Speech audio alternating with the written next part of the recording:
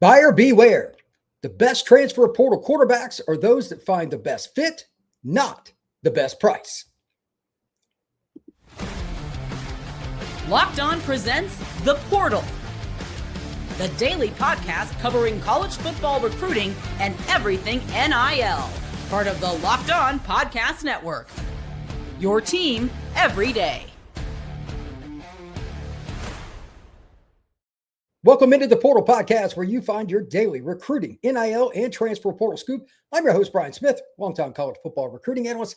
Thank you for making the Portal Podcast a part of your day each and every day right here on the nation's #1 podcasting network, Locked On. Today's show is brought to you by FanDuel. If you want to be right in the middle of the NFL action all season long, head over to FanDuel and place your live NFL bets all the way through the Super Bowl. We're going to be discussing top transfer portal quarterbacks like Brendan Sorsby, Sam Levitt, to give an idea of how fit really matters at programs wherever they may go, and how you can use that as a barometer for the quarterback that your school gets. Maybe it is Levitt, maybe it is Sorsby. That's a little later on in the show. We're also going to be talking about just sensible decisions. If your roster is not in the position to win a title in 2026, be realistic, be honest, take the fan hat off. If it is not, should that be a sign that maybe you shouldn't be in the Sam Levitt sweepstakes? Maybe not Sorsby, maybe several other guys? You got to think about that. Taking a quarterback is still possible in the portal, but maybe you should go for a guy with more eligibility and more upside long term. But to start the show, just as I opened, here's the key, and this is my take. If they're looking for the price tag above fit, buyer beware. Fit is more important. If you're looking for development, the right scheme, those are the quarterbacks that will inevitably help a program like Miami. Maybe it's Tennessee. Maybe it's LSU. Maybe it's Auburn, etc. We have a lot of different players that kind of go into this transfer portal market thinking, man, I'm going to get rich. And there's a good chance that you could. But you still need to go someplace where you're going to fit in and you're not going to be miserable and your team's not going to lose games. This is something that I've had a conversation with a lot of fans, whether it's at a restaurant, somebody pulls me to the side, hey, you're the guy from the Portal Podcast, or you're on Locked On and fill in the blank. I see you on Locked On Canes, Locked On Auburn, whatever it is. We have conversations just like everybody else. And I always tell people the same thing. Coaches are the reason that a player should pick a school. They want development and all that. But once they get a taste of success and that money in their wallet, and some of the people around them get in their ear, third uncle, a bad influence in terms of an agent. Sometimes they, leave a school they shouldn't prematurely, or they're just too stubborn. They want to guarantee they're going to start. They hit the portal looking for cash. Well, how much film do you have? Are you going for a bigger price tag, but you haven't played yet? What are the realistic options? This is something that, unfortunately, is why many of the really good players, not just a quarterback, but any position that I'll see during the Under Armour circuit, 7-on-7 and other places, end up in the portal and don't find a home. Have realistic expectations on their end. And then again, it's the fit, not the price tag, that makes a team want you and, quite honestly, should want you. So who are some of the guys that I think, based on my experience with them, that will go into that market and do well? One that I know very well, to start with this is easy. I don't even need my notes for this because he lived right up the road from me when I was in Florida. That's Rocco Becht. He was at Iowa State the last several years, and he's a great guy. He can throw it all over the lot. He's gotten even better as a runner. He's a strong young man, good person off the field, down to earth. But sure, he wants to be compensated. Rocco Becht represents the middle of the road for all things. Not going to have to worry about him off the field. He's not some idiot. He's not going to cause problems in your locker room. Parents, sister, everybody, all good. So you won't have any issues from an image standpoint, and you're probably not going to have too much of an issue in the negotiations. That's at least my strong sense. Rocco's always been nice. Texted him the other day, wishing him well, and he just said thank you. Like, he's a very simple young man. That's what you're looking for with a college football program. Now, most of these guys I don't know from Adam, because they're from all over the country. I literally lived right down the road from Rocco. I used to go see him at high school practices, games, etc. And he's a really talented kid. But a lot of these other guys are too, but I don't know them off the field. And that's what a lot of this transfer portal background work is about. Anybody can watch film. You can at least correlate, hey, this offense is different than ours. But at the same time, we have the ability to see some of the tendencies they use. And I know that coach over there, that stuff is very easy because coaches know each other. It's a small world. There's just about, like in the SEC, there's somebody in every office that knows a coach or personnel member in another SEC office. You're going to be able to get intel. And you can apply that across all the P4 and to some degree G6 as well. So I don't think that's an issue. But let's talk about Brendan Sorsby. Don't know him. Started Indiana, goes to Cincinnati, does really well this past season. And I was personally happily surprised. I think it was over 600 yards Sorsby had rushing. And he could throw it all over the place. Like he's always been a guy that can get the ball into the right places, but now that he's got the legs and it's been proven over and over again, and he helped elevate the Cincinnati football program, his stock is as high as it's going to get. But where would he fit? This is, in my opinion, the easiest one overall in terms of production, size of the player. He's like 230 something. Along with Rocco, like these are guys that I put in the top 5 because I don't worry about them in terms of scheme. If you want either one of them to be in just a traditional passing offense, kind of 1995 Denver Broncos or something, that they could do it, but they can run as well. Those two low-hanging fruit. Don't know Sam Levitt, but same kind of deal. If you want to put him in an offense that's going to run a little bit more with the quarterback, he started doing that more with ASU this past year, albeit he did get banged up. He played, I believe, in 7 games. He's another one. No problem. Those 3, very confident in. The one that I think has all kinds of talent that I would probably pass on because he just can't get healthy if I need that immediate impact. This is not a name anybody's going to be surprised by, is DJ Lagway. Good kid, been around him, but he just hasn't been healthy for 2 years. I think it would be best if he sat out next year, had the shoulder surgery, went that route. I have no idea what DJ's situation is. I'm guessing he needs to have a shoulder surgery based on the intel I've gotten, but I'm not a doctor and I'm not his doctor. That being said, great person off the field. I don't expect any of those 4 to be like drama queens when it comes to the NIL money. That's the good news. However, out of this list that I have in front of me on my piece of paper, there are probably 2 or 3 that are like, yeah, I need more than this, or I want more than that. We'll find out which ones they are on the back end.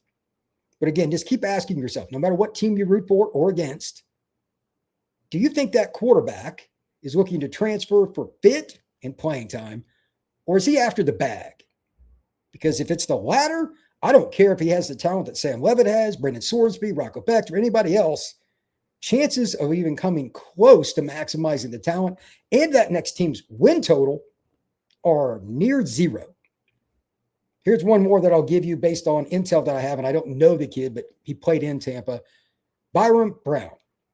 He's in the portal now. He was the quarterback at USF. I believe he's from North Carolina originally. I don't know him at all, but he's a power runner. He's one of like 10 to 15 guys in the history of college football to throw for 3,000 in a season and run for 1,000. That's an incredible number. I don't care that he was a G6 guy. He looked the part against Florida's defense, and while Florida sucked as a team this year, their defense was pretty good most of the season. He made clutch plays when he had to help USF, who doesn't have the same talent as UF, win in the swamp. That was a good sign for me. Big-time throws, big-time runs, and most importantly, between the years, big-time decisions. I would also lump him in there with that safe category. From what I've heard about him, from people I know, that's not going to be a problem. Wherever he ends up, many are speculating Auburn, he should be a plug-and-play, not only on the gridiron, but off. That's very important. Face of the program. Got to have that. Here are just some other guys that I'm really curious about, and we'll kind of get into the list. I'll do my predictions on where they're going to go here in a few minutes, but here are a few more guys before I go to the break that I really want to talk about. Kenny Minchey, leaving Notre Dame. I know him a little bit. I want to talk about him after the break. Bo Pribula. There's rumor he might be going back to Penn State. I heard that a little bit ago. That's pretty interesting. Aaron Philo. I need to go back and watch some of his film from high school. I was told that he just killed it at the school he went to a smaller institution in Georgia. I'd love to see what he can do. Colton Joseph, quarterback out of Old Dominion. I've talked about him many times. Really good. Josh Hoover. I have a very specific school that I'm just flat out, I'm going to say it, probably make some people mad. There's a school I want him to go to, and it's not even a school I root for. but I think he's such a good fit. That's where I hope he goes. We're going to be talking about those guys, and I got a few more. That is next here on the Portal Podcast. Today's show is brought to you by FanDuel. NFL Sundays move fast, one big play, and suddenly everything feels different. That's what makes live betting with FanDuel so exciting. You're not just watching the game, you're reacting to it in real time. With FanDuel, you can place bets as the action unfolds, every drive, every momentum swing, every highlight moment. Live betting is best when the game starts to shift, a receiver gets hot, a defense tightens up, or the momentum flips after a turnover. FanDuel lets you jump into the moment. Live spreads and money lines adjust instantly. Player props update as the guys heat up. You can bet on the next touchdown score, drive results, totals, and more. It keeps you locked into every snap, every drive, every possibility. To that end, I'm curious to see what some of the teams that are on that fringe of making the playoffs are going to do with just the basic money lines and everything else, like Kansas City with their injuries. That's going to be fascinating. So if you want to be right in the middle of the action all along this season, visit FanDuel.com and place your live NFL bets. FanDuel, the game moves fast, and so can you. Thank you once again for making the Portal Podcast a part of your day each and every day right here on the Locked On Podcast Network. We truly appreciate you stopping in each and every day. And if you want to take your game to the next level, join the Everydayer Club. Just check out the description below this show. There's a link in there. It'll give you some more information on the following. Everydayer Club means if you're audio, if you're a guy that doesn't want to listen to the ads, that's cool. All you got to do is $5 a month or $50 a year. You get rid of that right there. There's a Discord and more. You have opportunities to mix it up with fans, myself, and other people. It's a lot of fun. Check out the Everydayer Club here on the Locked On Podcast Network. Now let's do some predictions and just have fun, and then I'll jump into the chat a little bit. I've got a list of guys, and remember, next week, we're a week away, the portal will be open officially. So between now and the time the playoff games happen and a few days after, it's hard to say how many more quarterbacks will be in. But we got a few things to hit, and I'm going to start with it. This is the big elephant in the room. I just want to get it out of the way.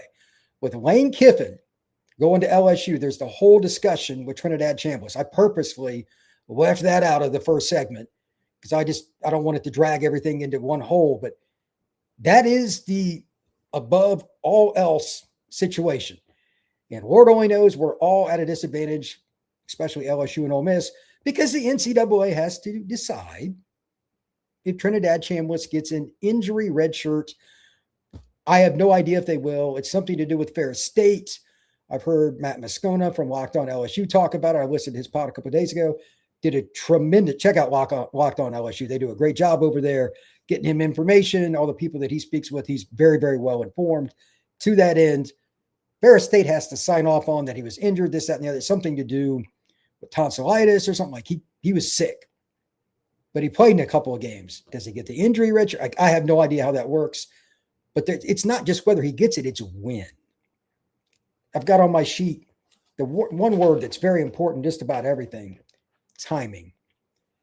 If the timing's not right, is it going to work for you? No, it's not. How long will Lane Kiffin and LSU wait? They can't tell another kid yes, sign some NIL deal, and then cut bait. I'm sure Sam Levitt would have interest. It's LSU. I get it. I'm sure Sorsby and other guys would too.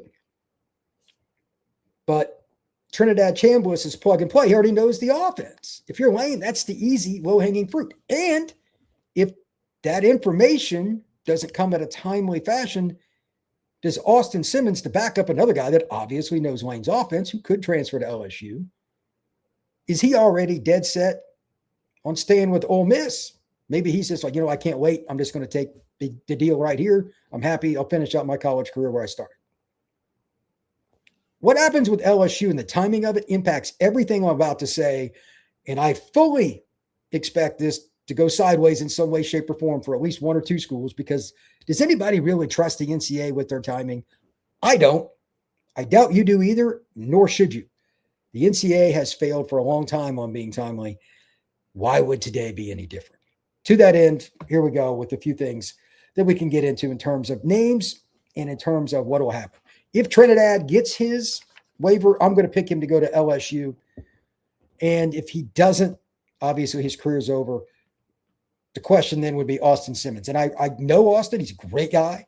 I have no idea where he's going. I think he'll just weigh his options based on how the playoff comes about, like who's going to be hired on, how he feels about the new coaches at Ole Miss. Like there are a lot of things that he would have to go into. So I'm not going to touch what's going to happen with Austin. But for the other guys, Aaron Philo, Georgia Tech, he's connected to Buster Faulkner, who went to UF. I'm picking him to go to UF. If he ends up being that guy that starts, I wouldn't be shocked. If he's the backup, I wouldn't be shocked. Players pick coaches. Say it all the time. Today is no different. But he may not be the only quarterback. They need at least two. I could see him taking three, to be honest. It wouldn't shock me. To that end, might as well just jump into it. Colton Joseph, the guy from Old Dominion, there's several schools that have been involved. Florida State, Wisconsin are just three off the top of my head. He had 1,007 yards rushing this year, roughly a 60% passer at Old Dominion. He's got the arm. He's got the size. He's 6'2", 205. He could do those things that you need, but he is a very gifted athlete. A team like what Georgia Tech was this year, Florida State, totally understand what they're doing. Wisconsin's trending that way a little bit too, where they run the quarterback. So they would all make sense with Colton Joseph. But again, back to Florida, that's a pretty desirable job for a quarterback. I'm going to go with Florida State. He's going to want to play in the South, play somewhere where it's big-time football. Wisconsin, I don't think he'll pick there. You never know. But I'm going to go with him in and up at Florida State.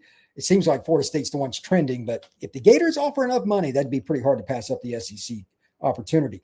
Here's one that somebody may not be thinking about, and it's kind of went under the radar. Bryce Baker. He's only been at UNC 1 year. He's hitting the portal. Super talented guy. Saw him a couple of times at Elite 11s. He's out of the state of North Carolina. It won't be long before somebody picks him up. He's really good. He just doesn't have any film. Luke Kromenhoek went to Florida State, then Mississippi State. Another guy, Elite 11 guy, went to the finals. Really talented player. Just hasn't had a chance to play. Where does he end up? If one of those two ended up at Indiana, for instance, like I think both would fit their scheme, they would do well long term. But how many of these guys are willing to wait to play? That's the question. And they got to figure that out. But those guys are competitive, have been around, they're both great guys. I think they'll do well. Then the one I've talked about several times here on the show, Kenny Minchey. If you're looking for a quarterback that is A, got talent, B, got good personality, good guy off the field, but doesn't really have much film, I think the safest one in the entire list, and I am biased because I've been around him, is Kenny Minchey. He was 3 years at Notre Dame. That's a different kind of place. I wish him well wherever he goes. Maybe it's Tennessee. Maybe it's a school down south. I don't know. Maybe it's Indiana. I couldn't tell you. But he is an athletic enough guy that he can run an RPO-based offense. He can go get you 50 to 70 yards rushing a game. And if you want him to be the guy that just sits from the pocket and throws it, he can do that too. I saw somebody say he's more of a game manager. He's not a game manager. He has the arm to push the ball down the field, and he's very good on the chalkboard. I'm going to go with Kenny Minchey in and up down south. He's from the state of Tennessee, the greater Nashville area. Could be Tennessee. You never know. Maybe it's another school, but there are a lot of opportunities. I can see Virginia because he's academically inclined. They're losing their quarterback there. A lot of different opportunities for him. Trey Owens, this is one that I really don't know. Excuse me. Texas. More of a pocket guy from what I know. I don't know him very much. I have no idea where he's going to go, but I'm curious because Sark is pretty good eye for quarterbacks. That's one that I'm curious if he ends up staying more local. Does he care? Does he just have to play right away? Does he drop down to G6? After being at Texas, there's not many schools on that level in terms of prestige. That'll be intriguing. As far as the big guys on the list and where I think they're going, this is just, I'm shooting my shot. These won't shock a lot of people. Rocco Becht, Penn State. I'm going to go, and for those that know, I didn't even ask Rocco when I texted with him. I have no idea where he's going. I'm just projecting. Byron Brown, Auburn. There's a lot of smoke around that. He's at USF. His head coach, Alex Golish, goes from USF to Auburn. If he doesn't go there, so be it. But they've cleared out a lot of cap room. I wouldn't be surprised if they want to hit the ground running at quarterback. And Byron, that's a heck of a player. Now for the one that I promised before, this is one I'm just openly rooting for. Full disclosure. And I'm just biased because I think it would be fun to watch. I am not a Tennessee fan, but I'm honest here. I would love to see Josh Hoover in that offense because he's mobile enough to extend plays. He's not really a runner that would fit, per se, what Tennessee wants to do in terms of just having the quarterback run all the time. But he'd get you 15, 20 yards a game. And with better receivers, better offensive linemen, I think he could throw for 3,500 yards next year, no doubt. Tennessee will, if they get Hoover, do you think they would struggle to get wide receivers? Probably not. I think that would be a really good fit. And Hoover, he's tore it up the last couple of years at TCU. But if it's not there, the other one, just going to throw it out, and I'm going to come back to this in a second, Miami. And to that end, I'm picking Sam Levitt to end up with the Canes. They spend a ton of money. They're successful. He's lived in a warm climate the last couple of years. Miami's not a dry heat, I can assure you, from living in Florida, but it will at least be similar. So we'll see. Baylor's trending for DJ Lagway. That's where his dad played. So I'm just going to go there. The two that are really interesting, though, obviously the LSU Ole Miss situation. I don't know which guy it's going to be for Ole Miss or LSU. That'll kind of take care of itself, but that could screw the rest of this up. I fully understand that. But lastly, there's going to be somebody else that gets in the portal that we won't know, but like Mestamaker's expected to go Oak State, etc. Who is the person that gets in the portal that's a quarterback that you're like, oh, I did not see that coming? That's still yet to happen. Somebody's going to do it. I don't know why, whether it's they're being induced, whatever. But again, these aren't easy decisions. I get it.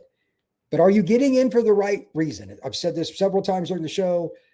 Are you going for development and fit, or are you chasing the bag? So when a guy gets in late, especially, I'm curious about it. What made you decide after all of this going on that you should get in the portal? There's going to be somebody that does it. Comment down below if you think there's somebody that will or should, or if you've got a comment now in the chat, like if you think somebody should go to a school, why it is. I'm curious to see what you have. Let's see what we got in the comments section today. Katie, what's going on, Katie? One of the keys to Georgia's quarterback success is developing their own high school recruits. 100%. This is something that if you look at the top tier of college football, Katie struck on something here across the board. I know that wasn't her aim, but it's not just quarterback. Not just quarterback for the Dogs, not for Ohio State, not for Notre Dame, not for a lot of schools right there at that top echelon. Bama used to be this way, not quite as much with the change, but you take portal guys to supplement. Clemson, etc., Penn State before their coaching change.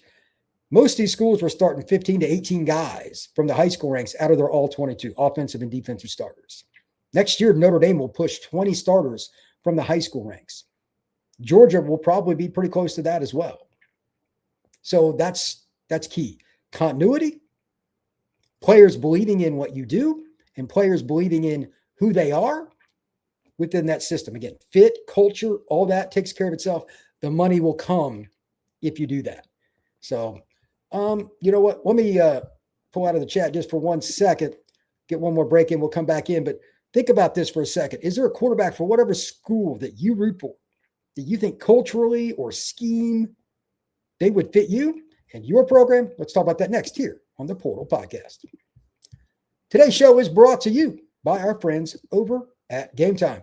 There's nothing like the college football season and the playoffs, tailgates, packed stadiums, and being right there in the middle of everything going on. The energy, the bands, all the moments that you love and you will remember forever. But actually getting the tickets, that's the part that can be the most frustrating for you because of all the long queues, the logins, and all the prices jumping out at checkout. That's why the Game Time app gives the advantage back to you, the fan. It's the easiest way to unlock amazing football tickets and experiences in just a few taps. I recently bought not one, but 2 different sets of tickets. Once I went with my dad and once by myself to a game when I was driving back home from my family Christmas trip. Each time, in and out in 5 minutes. That includes finding the game, finding the seat, seeing my seat view right there on my phone, putting in my credit card information, and being done. And here's the part that most people want to know. The price you see at the beginning is the price you see at the end. So take the guesswork out of buying college football tickets with Game Time. Download the Game Time app, create an account, and use code LOCKEDONCollege for $20 off your first purchase. Terms apply. Again, that's code LOCKEDONCollege, LOCKEDONCOLLEGE for $20 off. Download the Game Time app today. All right, let's get back into the chat and have a little fun here. This has been a really good show so far with some of the questions and comments. Let's see. Brown is a Miami target. That's what Katie says. If that's the case, that could really make it interesting.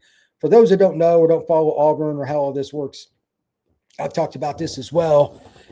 Did a show on it this week. Auburn has, quote unquote, backed off, for lack of a better term, on some of their higher priced guys, like this is what we want to pay. And some guys walked. I think personally, because they want to get prices back down for the long term, because they're not going to overpay, and Auburn overpaid for a while. Secondarily, you're changing schemes to a certain degree, so maybe that was part of it. For some of the players, who knows? That's Auburn's business. But if Miami's involved with Byron Brown, I can assure you that is not good for Auburn in terms of what they got to pay, because Auburn's pockets are deep, Miami's are deeper. So that will be very, very intriguing. We'll see where that ends up going, but I'm very, very curious. Let's see here. Kim English 1082. Coach Sig proved this true. Do you fit in our program? One bad apple in the locker room can destroy a team. That is 100%. I cover Locked On Seminoles, or on Seminoles. I cover Florida State, like the 2023 team to 24. They did the same process, but they picked the wrong guys. They got the bad apples in the ladder. 2024, somebody in that locker room went sideways from what I heard. Things didn't go well, and they didn't have as much talent on top of it. You put those two together, that's like two pins being pulled out of two grenades. Doesn't go well. Just doesn't. So you've got to make sure that fit is right. Just because you see a quarterback's film and he's dynamite, man, he'd fit our system. Does he fit your locker room? Be careful what you're asking for, and buyer beware. If that guy's just coming in asking, you got to match this price, even if you thought he was a good dude, maybe it's somebody around him. Maybe it's the mom, maybe it's the agent, maybe it's the third uncle, the infamous third uncle. That's also important. So all those things together, it's all about fit.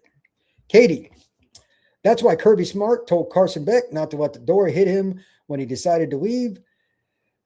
Social media diva first and football player second. There's a lot of rumors about Carson Beck not being missed at Georgia. He had a pretty good season at Miami, but there is a lot of stories out of Athens, Georgia there. Let's see. All right. Kenny is going to be ridiculous on his next team. Kenny, CJ, and Angeli will lead the nation in quarterback efficiency in 2026. It's amazing that Angeli was on Notre Dame's roster, CJ was, and Kenny was all at the same time. You only play one quarterback at a time, though. It's just the way it is. So, Bernie, I agree. That is really intriguing. Hopefully, Angeli gets healthy, too. He had that Achilles injury. That's tough to overcome. KPOW 12951. Rumor is that Levitt injury is scaring some teams since he's out for the spring. Could be why he isn't announced why he's okay. There's truth in that. I don't know the full situation. There's two different things I know about his injury, though, from a general perspective. Those that don't know, he has a Liz Frank injury. It's some kind of fracture in the foot. You can either get the surgery, takes a little longer, but it's the surer thing, or you can let it ride and it usually breaks again. I have no idea if he got the surgery, if he's letting it ride, whatever. I don't know how bad the break was. None of that. To that end, everybody's got to poke and prod and ask for all the files. How that works, not a clue. Because he's got to sign off on sending it, the doctors and all that. That's a risk. Nobody wants to hear their prized possessions not going through spring ball. It's not. Every quarterback coach in America wants them full go for spring, but he's as talented as it gets. It's a guess. There is no buyer's remorse, and then we go back in the portal after spring because, as I say almost every day right here on the Locked On Portal podcast, there's only one portal window. The spring window is gone. January 2nd through the January 16th window to enter. You don't have to finish where you're going, but that's the only portal window. So after spring, quarterback got hurt, our offensive line stinks, we need a couple, whatever. Nope. You are stuck with what you got. Who's going to go after Levitt? I think personally that it'll take care of itself. I think he'll still have plenty of opportunities. I'm picking Miami because that's an easy one. But at the same time, if he ended up somewhere else, would it surprise me? No, this is the portal era. Anything can and will happen. Chris the Bammer, I would like to see Ty Simpson return in 26. What say you? I can't imagine Ty jump like he's been banged up. From my experience with the NFL Combine, and I grew up in Indiana, so I followed it because it's in Indianapolis. If he had any form of back injury, he's going to be told to come back. That's just my opinion. The question for Bama is not would you like to have Simpson come back? It's whether you can do the following things in conjunction. Can you keep your other quarterbacks on the roster with Ty coming back? And the answer is almost guaranteed no. This is a really awkward spot for the Bama staff. It's not their fault. They want the 5-star kid, I forget his name, that's out of Duncanville. He's a great player. Loved his high school film. Didn't have a chance to meet him, but he's talented. The quarterback coach that's going up to Michigan State, the kid they brought with him from Washington, he's rumored to be going to State. I don't know if that's true. If it is what it is. But they don't want to lose the kid from Texas. So I ask you, Mr. Chris the Bammer, are they going to lose the 5-star if he's not the quarterback next year? Again, I don't know him. I'm sure they're compensating him well. That system would fit him. All that. That is really touchy. How do you push a guy out that was at one point the front runner for the Heisman Trophy and waited his turn? That is an awkward spot to be in. I would not want to be DeBoer in that group. That's unfortunate, but as they say, like, what are you going to do? I mean, there are guys that sometimes it happens. Let's see, Katie. I got my Brown info from a friend doing work study in the Miami AD, and she was really good ears. That's funny. NSPR 8586. What do you think the succession plan is at Indiana? They have the younger Mendoza. He's a sophomore. But who else is currently in the room? And who might Sig be looking to add? I don't know their room. I didn't study it because once Mendoza was good right off the bat, I didn't pay attention to it. The younger Mendoza has really not played. And they're good enough that I don't think they're going to hand the reins to somebody that's unproven. They allegedly made an offer to the Mestamaker kid that was at North Texas. He'll probably end up at Oklahoma State of like $3.5 million, but his coach went from North Texas to Oak State, for those who don't remember. But I don't know who else. I'm sure Levitt's a possibility, and I'm sure some other guys too. I could see a couple other. I mean, Rocco Becht would fit there. Josh Hoover would fit there. Aaron Philo from Georgia Tech would fit there. An intriguing one, although I don't think they'll take this route. DJ Lagway, like I think he'll end up at Baylor. He would fit there. That coaching staff's really good. Trey Owens, the guy from Texas, he might fit there. There are a lot of different players.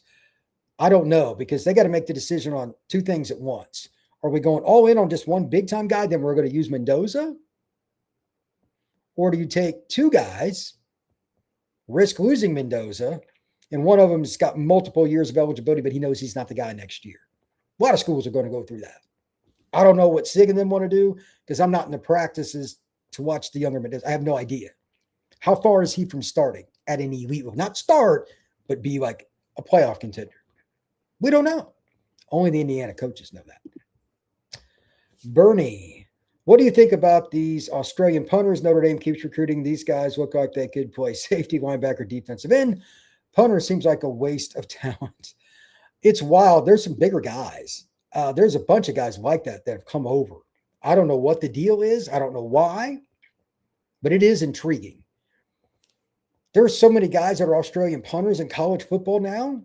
Almost every guy that I expect when I'm watching a game and they say, well, this guy's from, like half of them are from Australia. I'm talking about SEC, Big Ten, Notre Dame, etc. It's the thing. So whatever they're doing over there, whatever they're teaching, it's working. So if you're Notre Dame or anybody else getting one of these kids, thumbs up. What do we got? Steve, if Utah coach goes to Michigan, mass turnover and quarterback will leave. To me, what are your thoughts? I'm not sure what Bryce Underwood would do. I kind of forgotten about that, but like Michigan's in a terrible spot. Like they put themselves in it, they screwed up, but part of it's just bad timing on top of that. If they lose Bryce Underwood, man, that program's blown up. but your coach has got to come before anything else. With the way the roster is right now, I know this won't make Michigan fans happy, especially those that live in the state of Michigan, because Bryce is a Detroit area guy. Losing him might be the best thing because you're not winning it next year, the year after probably anyway. That roster is about to get gutted. That would be my guess, because players pick coaches, not schools. New coach comes in, especially like it's Whittingham. That's a guy from out west. They don't know him. You're going to see 15 guys get in the portal, probably half of them starters. It's going to take a couple of years to recover from that. But he's a heck of a coach, and he would be as good a stopgap guy as there is. And there's some others that could do that too. I mean, they could bring in Saban as a back office guy, at least meet with him every week. There's a lot of different ways you can do this. But if Underwood hits the portal, it will not surprise me. Because whoever they hire, it's not going to be somebody he's got a long-standing relationship with outside of just like a handful that recruited it. I would not be surprised at all if he did. Let's see. Oh, yeah, Keelan Russell. Thank you.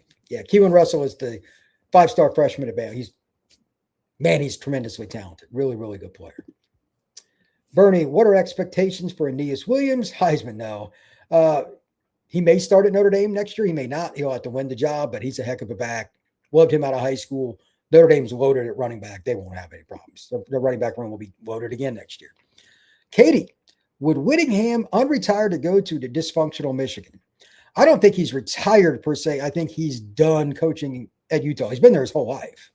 When I used to talk to Urban Meyer over 20 years ago at Utah, he said, my DC is really good. He's next up. I didn't know anything about him. Boy, was Urban right. Like he told me that one time on the phone, and I was like, well, who's Kyle Whittingham? Why should I care? He's like, this guy can coach. I had no idea it was going to be this level, though. I'm not sure Urban even knew. But yeah, Kyle Whittingham's really good. Would he take it? It depends on circumstance, who he's allowed to bring with him. Are they going to try to force coaches on him? Man, that stuff's complex. I'm not going to sit here and say I know the answer to that. That's super hard. There are a lot of different reasons that you would want the Michigan job. It's a top 15 job by any metric, really. Probably top 10, 12. I know some Michigan fans think it's a top 5 job. It is not. It's in the North. That state's just okay for recruiting, but it's still really good. And you got resources. You got NIL. If you only had to go there for a couple of years and you could be the reason you turned around Michigan, that'd be pretty cool. I don't care if you're a Michigan fan, hate them, or anywhere in between. That would be really cool, especially if you could convince Bryce to stay. And again, I have no idea what his plans are, but he's not going to know that next coach. That gives me pause. Bernie, if you were a head coach, who would your top 3 quarterback prospects in the portal be? Well, it depends on my scheme and my roster. Again, the safe guys are pretty easy. Sorsby, Levitt, that Rocco, guys that I've either been around, other people have been around, Byron Brown. They're proven. They can all move to a certain degree. Hoover to a certain level as well. He's not as mobile. The film doesn't lie.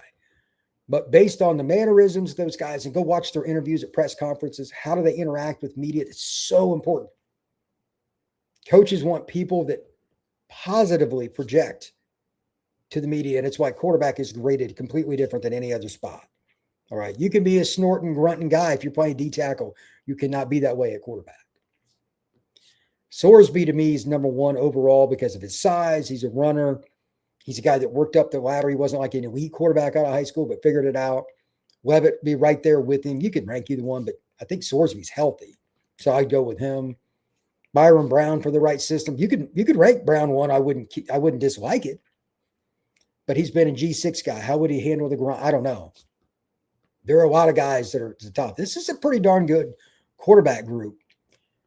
Pribula, that's another guy like Bo Pribula, I guess you should say. Penn State, Missouri, played a little bit, but he's been banged up. He's in the portal. Heard he's a pretty good guy. He might be back at Penn State. There are so many guys that have upside that we've heard good things about off the field. I would just say that my group would start with about 5 different players. And then as I did research, the only ones I would consider, regardless of what level I was at NIL-wise, depending on the program I'm at, if they don't fit this parameter off the field, they're out. Again, I cover Florida State. I've seen what bad decisions from the portal can do to a locker room. I would not suffer that after seeing that directly as somebody in the media. I can only imagine what that train wreck was like for Norvell and his staff. So it wasn't as bad this past season, but the point is still the same. The portal, when you bring in the wrong guy and you spend too much, that's why I keep saying if they're chasing the bag, it's not going to work because everybody follows what the quarterbacks are making. That is a big, big problem. Steve Klein, does Notre Dame coach end up in the NFL this year? No. I actually talked to somebody about that today. His agent will get him more money, but like, why would you take the Giants job? That is a disaster, and it has been for a while. The NFL, you're not a puppet, but by and large, you're completely dictated by the quarterback you have. Do you trust the Giants quarterback situation? Or would you rather have CJ Carr for at least one more year? And then they got young guys coming up that were super highly recruited. I mean, I could be wrong, but based on what I've been told and just using logic, both point to him coming back for at least one more year. I'll be shocked if Marcus Freeman is not in South Bend. That's just my take. With that, I'm going to close it up. Thank you very much for making the Portal Podcast a part of your day each and every day. Once again, take us wherever you go. You can download us on audio, Spotify, Podbean, Apple, whatever platform. And if you want to be a part of it, the Everydayer Club, we've got it for you. $5 a month or $50 a year. You can take your audio, again, anywhere you want, but without ads. Plus, there's a Discord. Check out the description below. It's got a link in it that explains more. Check out the Everydayer Club. We thank you very much. We will see you again soon on the Portal Podcast.